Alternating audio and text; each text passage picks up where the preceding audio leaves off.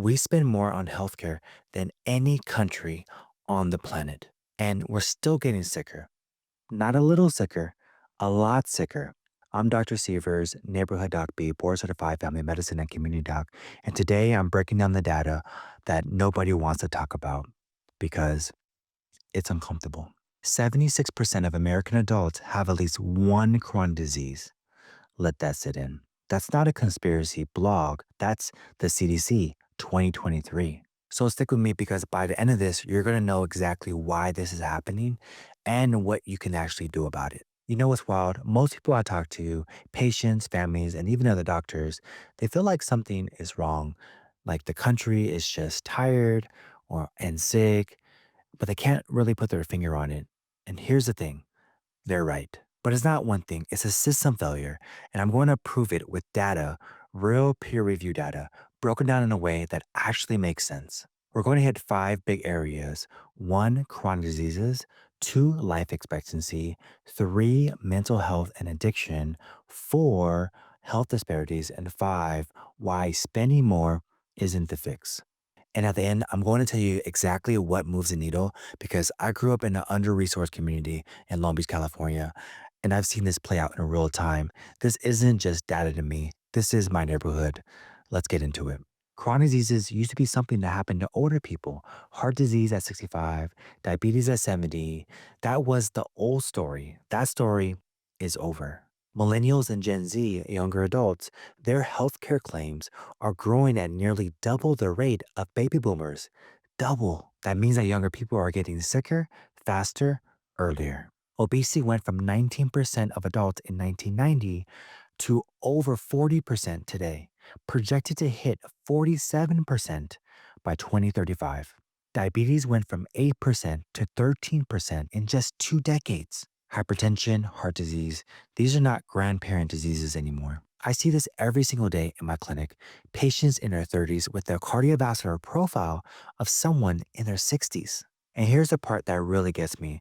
It's not because people stop caring, it's because the system is failing them. We'll get into that, but first, the life expectancy numbers might shock you. In 1990, the US ranked 35th in the world in male life expectancy. Not great, but okay.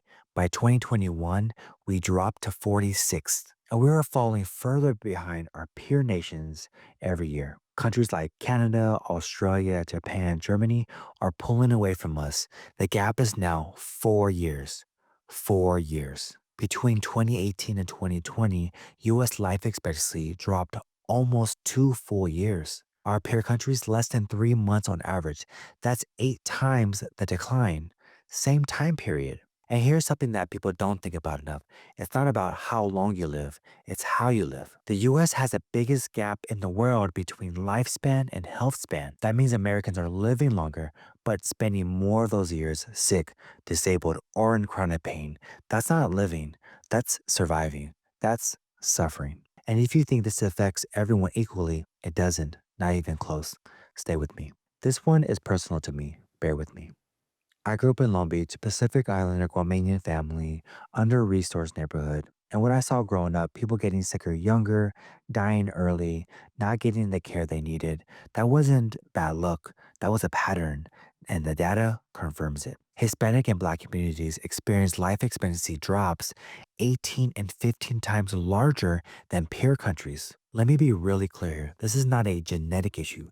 This is a zip code issue, an income issue, a structural issue. The data shows that people with low income, unstable housing, and unemployment face a 10.8-year reduction in life expectancy at age 50 compared to people with stable social conditions.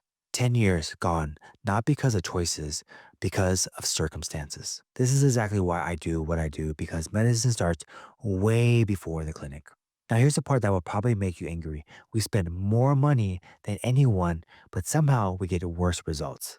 Okay, so the US spent $5.3 trillion dollars on healthcare in 2024.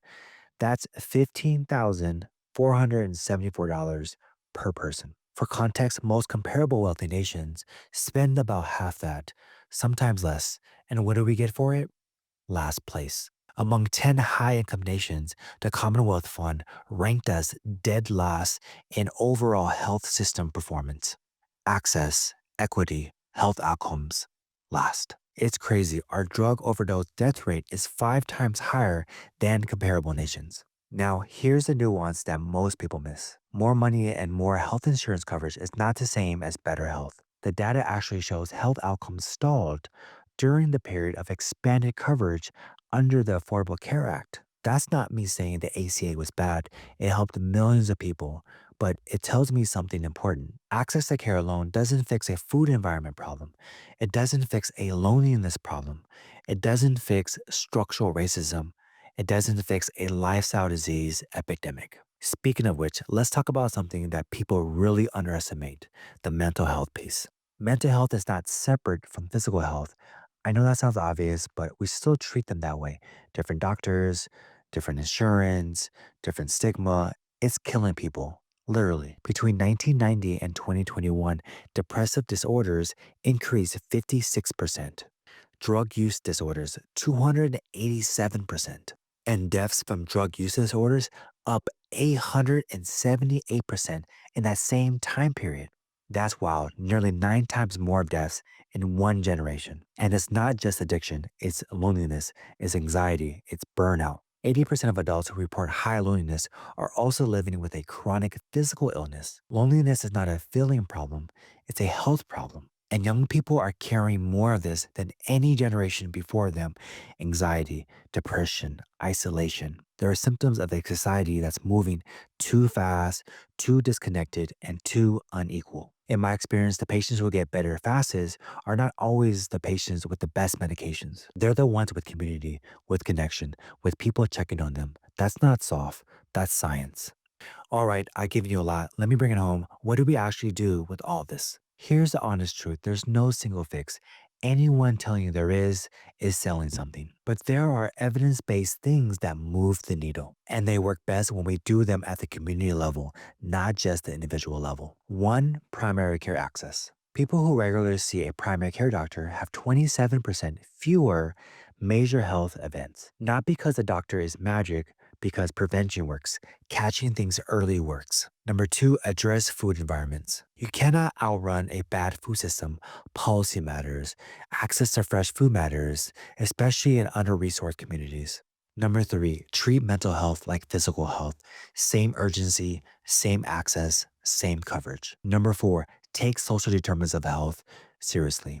Housing, income, education, safety, these are health issues, full stop. Number five, and this one I feel most passionately about: community. Real, local, trusted community health. That's what I'm building. That's what you can be a part of. Because when people are seen, heard, and supported, their health outcomes improve. That's not an antidote, that's evidence. So here's the bottom line: Americans are not getting sicker in every single category. Life expectancy is recovering. Some things are improving. We are carrying more chronic disease, more mental health burden, more preventable suffering, while paying more than any other country on earth. And the communities that look the most like the one I grew up in are carrying the most of that weight. That's data. That's reality. If this hits different for you, share it with someone, because awareness is step one.